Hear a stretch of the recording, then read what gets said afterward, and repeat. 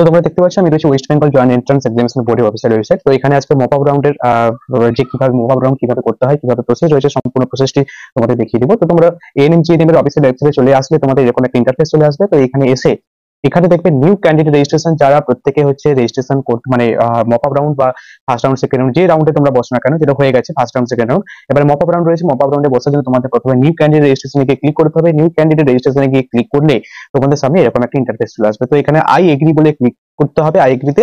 এবং I এগ্রিতে click করার পর তোমাদের কিন্তু এখানে রোল নাম্বার, অ্যাপ্লিকেশন এবং সমস্ত কিছু ডিটেলস গুলো কিন্তু ফিল আপ করতে হবে। তো আমি ফিল আপ করে দিচ্ছি।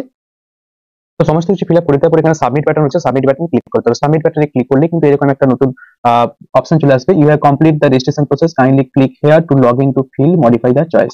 তো এখানে আমরা ক্লিক করে নেব, আমাদের জাস্ট রোল নাম্বারটা পুট করবো, আমাদের যেটা রয়েছে অ্যাডমিটের রোল নাম্বার, এবং আমাদের সাইন ইন বাটনে ক্লিক করতে হবে। তো সাইন ইন বাটনে ক্লিক করলে এরকম একটা ওটিপি অপশন আসবে। তো মোবাইল নাম্বার চুজ করবে বা রেজিস্ট্রেশন ইমেল চুজ করবে, যেখানে ওটিপি তে সেন্ড করতে হবে। একটা ওটিপি যাবে, ওটিপিটা বলে এখানে এন্টার করতে হবে। ওটিপি সাবমিট করে দেবো, লগ ইন বাটনে ক্লিক করতে হবে।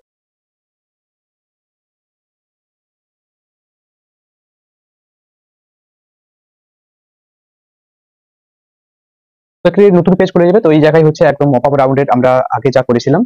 তো এখানে টাইমিং দেওয়া রয়েছে 19 মিনিটের মধ্যে টোটাল ফিল করতে হবে, চয়েস ফিলিং করতে হবে। তো choice candidate not eligible for mop up round. তো মপ আপ রাউন্ডের জন্য কিন্তু এই ক্যান্ডিডেট এলিজিবল নয়। তো যারা মপ আপ রাউন্ডের জন্য এলিজিবল হবে তাদের কাছে কিন্তু এই সমস্ত কিছু টোটাল অ্যাভেলেবেল চয়েস দেখাবে।